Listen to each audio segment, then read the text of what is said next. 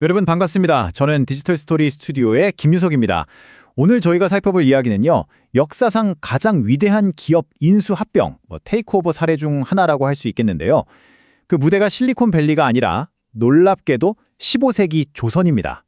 이건 말이죠. 아주 강력하고 뿌리 깊었던 하나의 독점 세력이 작지만 혁신적인 스타트업에 의해서 무려 100년에 걸쳐서 어떻게 무너졌는지에 대한 정말 흥미진진한 이야기입니다. 이게 무슨 현대 경영학 강의 같다고요? 네, 맞습니다. 그런데 이게 바로 조선이라는 나라에서 실제로 벌어졌던 일이라는 거죠.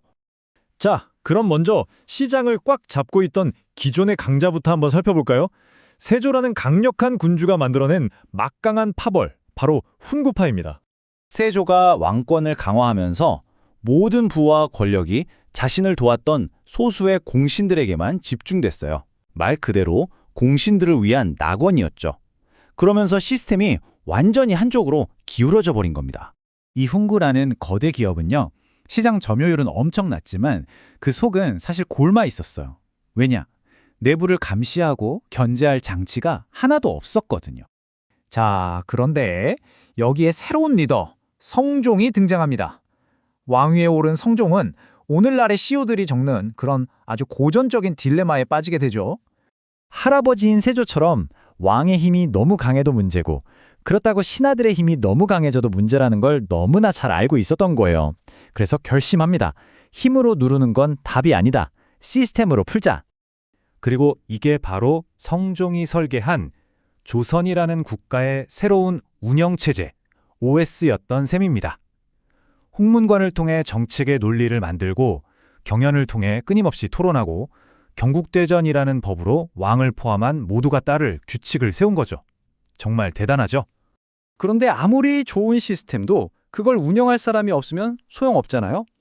그래서 성종이 아주 기가 막힌 한 수를 둡니다. 바로 새로운 스타트업에 투자하기로 한 거죠. 그가 영입한 새로운 인재들이 바로 사림이라고 불리는 뭐랄까 패기 넘치는 신진 세력이었어요. 성종은 이들을 등용해서 훈구라는 거대한 독을 이 새로운 독으로 치료하려고 했던 겁니다. 그리고 그냥 데려온 게 아니에요. 아주 전략적으로 지금으로 치면 감사원이나 언론 같은 핵심 감시부서 3사에 콕 집어 배치합니다. 기득권의 심장을 겨눌 칼을 쥐어준 거죠.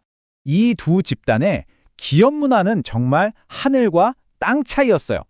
훈구파가 서울 본사에서 막대한 부와 권력을 누리는 기득권이었다면 살인파는 도덕적 원칙 하나만 보고 달리는 헝그리 정신으로 똘똘 뭉친 지방의 벤처였던 거죠.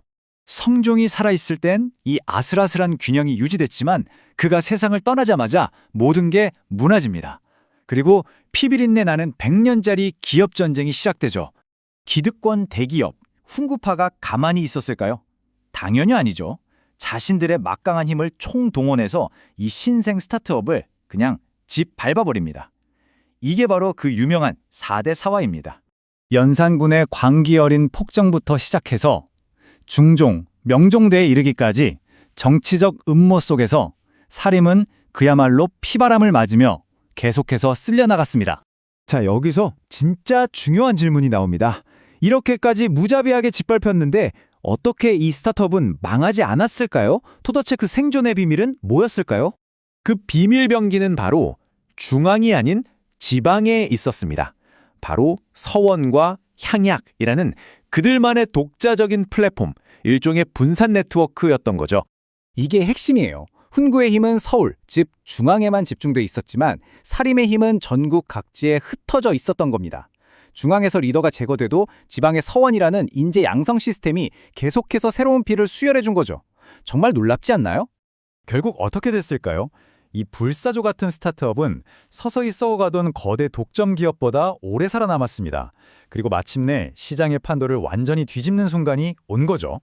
마침내 선조 임금 때가 되면 훈구라는 거대 기업은 역사 속으로 완전히 사라지고 사림이 모든 것을 장악하게 됩니다. 조선 정치의 새로운 표준, 새로운 대세가 된 겁니다.